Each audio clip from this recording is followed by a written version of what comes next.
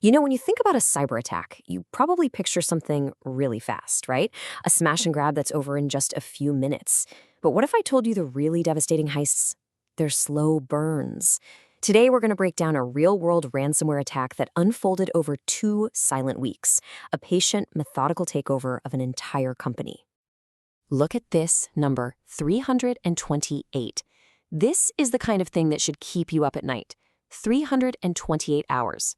That's how long the attackers were inside the network. From that first quiet moment they slipped in to the second they slipped the switch and locked everything down. We're talking nearly 15 days of being completely undetected. So you gotta ask, how is that even possible, right? How do attackers stay hidden for that long? And what in the world are they doing for all that time? Well, we're going to walk through their exact playbook, step by step, and see how a ghost in the machine becomes a company's absolute worst nightmare. All right, so every heist has a beginning. And this one didn't start with some loud, flashy explosion. Nope. It started quietly, with just a single piece of software that became the attackers' first foothold inside the castle walls. The weapon they chose was something called a Cobalt Strike beacon. The best way to think of this is like a hacker's universal remote control. Seriously, once it's running on a machine, they can send commands, run tools, start exploring the whole network. But here's the really scary part. Investigators could never figure out how it even got there. It just appeared. What's just incredible here is the patience. For the first 6 hours after getting in, the attackers did absolutely nothing. All they did was check to make sure their connection was stable. They were just listening. And they hid all their traffic by routing it through a totally legitimate service called CloudFlare so it wouldn't raise any red flags. Okay, so once they knew their connection was solid, the mission changed. Now it was time for some reconnaissance. This is the phase where the attackers are basically casing the joint, meticulously drawing up blueprints of the entire digital environment to find the crown jewels. And to do this, they used a tool called SharpHound. You can think of this thing as a digital recon drone. It just automatically flies through the network, finds all the computers, all the users, all the connections, and it draws them a map. And its main goal? Find the quickest path to the domain controllers, the absolute command center for the entire network, the place that holds the keys to everything. The key thing to understand here is that they weren't guessing. Within just a few hours of getting in, they ran through a very systematic discovery checklist.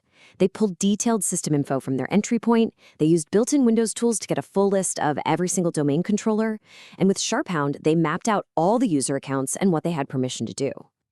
So now the attackers have their map. Next up, they need keys. And not just any old keys. They need the master keys to the most secure rooms in the building. This whole next phase was all about one thing: stealing credentials.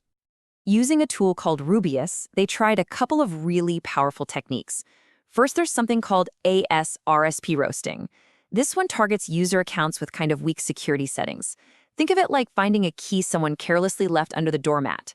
But the second one, Kerberoasting, that is way more powerful. It targets high-privileged service accounts, which is basically like getting a copy of the building's master key. And just for good measure, they also did a direct memory grab.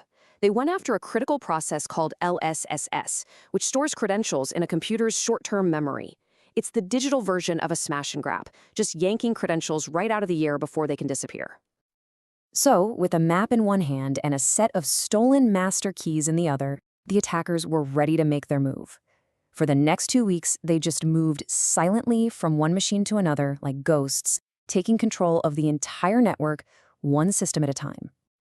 This timeline really puts their patience on display. I mean, look at this.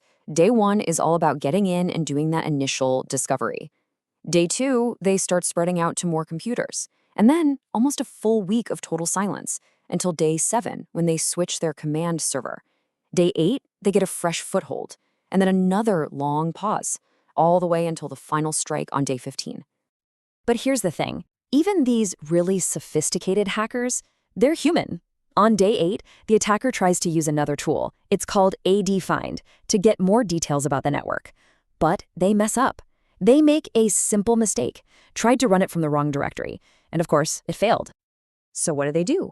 A minute later, they try again, and they fail again. You can almost feel the frustration through the logs. right? This wasn't some flawless automated attack. There was a real person on a keyboard somewhere making mistakes. After that failure, they go completely quiet for several days. But they don't give up. They come back, they figure out what they did wrong, and this time it works. It's such a small detail, but it tells you everything.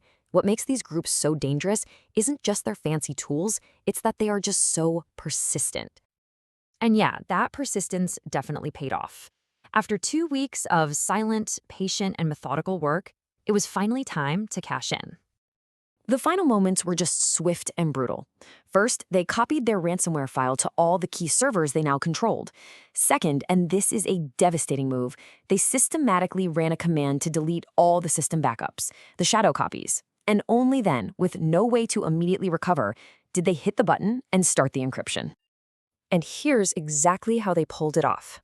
The ransomware, a file they conveniently named qwe.exe, was copied across the network using administrative shares, which is basically a built-in backdoor for system managers. They placed their weapon on critical domain controllers and file servers, getting it all ready for the final trigger. And here's one last detail that just shows you how precise they were. To make absolutely sure there were no typos or fat finger errors in that final critical moment, they didn't even type the ransomware command by hand. They saved it in the simple little text file 123.txt and then just copied and pasted it. Zero room for error. And then, this message starts popping up on screens all over the company. The work of 328 hours all came down to this simple text file, readme.blacksuit.txt, being dropped onto every single encrypted system. The heist was complete. The company was now officially a hostage. This entire takedown was just a masterclass in patience and persistence. It wasn't loud, it wasn't fast, it was quiet and methodical. And that leaves us with one final, pretty sobering question. The attackers were inside this network for 15 days. If they were inside yours, would anyone even notice?